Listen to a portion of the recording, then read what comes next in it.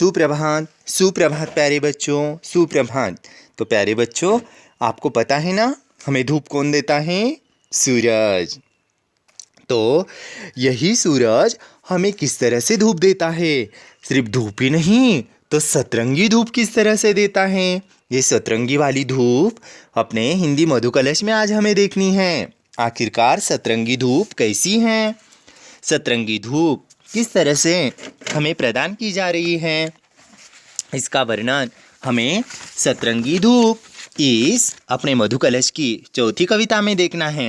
तो चलो शुरुआत करते हैं सतरंगी धूप को। रात ढले उजियारा फैले झट आंगन में पसरे धूप। रात ढले उजियारा फैले झट आंगन में पसरे धूप। पंख पसारे जब पंछी तब उन पंखों पर भी चमके धूप। पंख पसारे जब पंछी तब उन पंखों पर भी चमके धूप। धरती जब अंगड़ाई ले तो कोने कोने उछले धूप।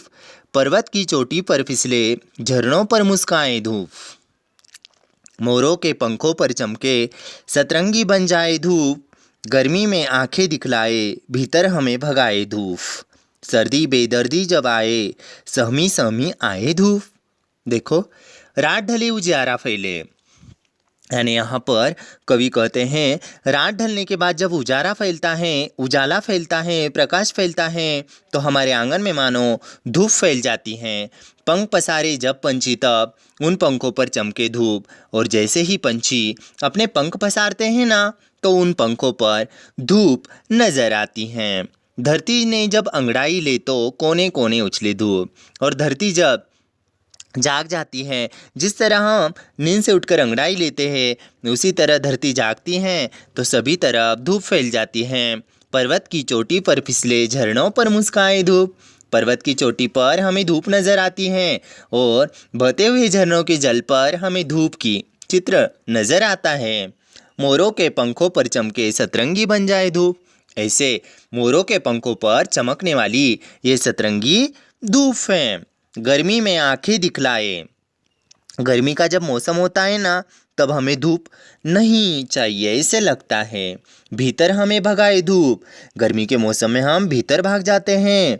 सर्दी बेदर्दी जब आए सहमी सहमी आए धूप। लेकिन जैसे सर्दी का मौसम आता है ना, तो धीरे धीरे ये धूप हमें प्यारी लगने लगती है, अच्छी लगने लगती हैं।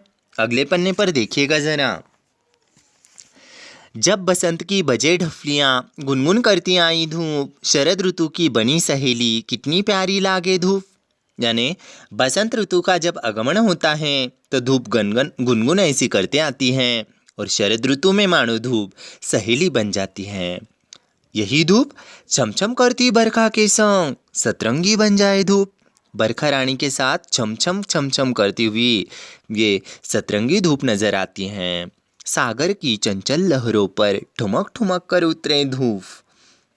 समुद्र यानी सागर।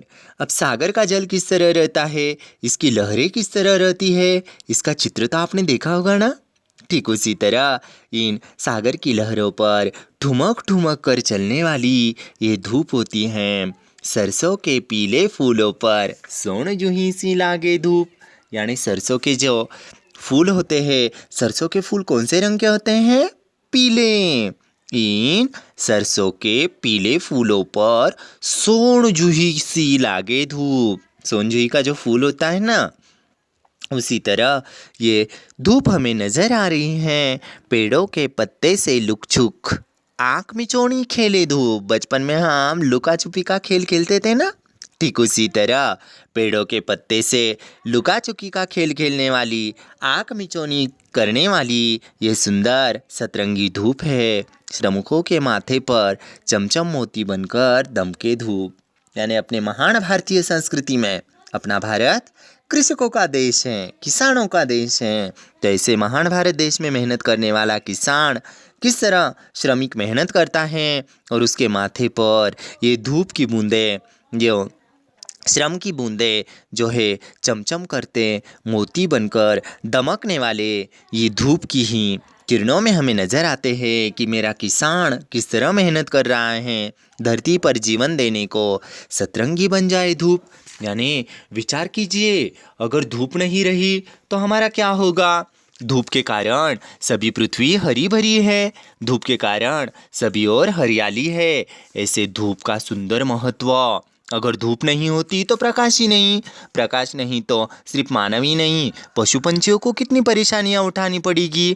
पेड़ पौधे सूख जाएंगे, हरियाली नहीं फैलेगी, हरा भरा पृथ्वी का श्रृंगार नहीं रहेगा। इसीलिए धूप का महत्व कितना अनमोल है ना। बच्चों, उम्मीद करता हूँ यहाँ तक कि सतरंगी धूप समझ में आई होंगी। अगले तासिका में हम सतरंगी धूप का गायन करते हैं। धन्यवाद।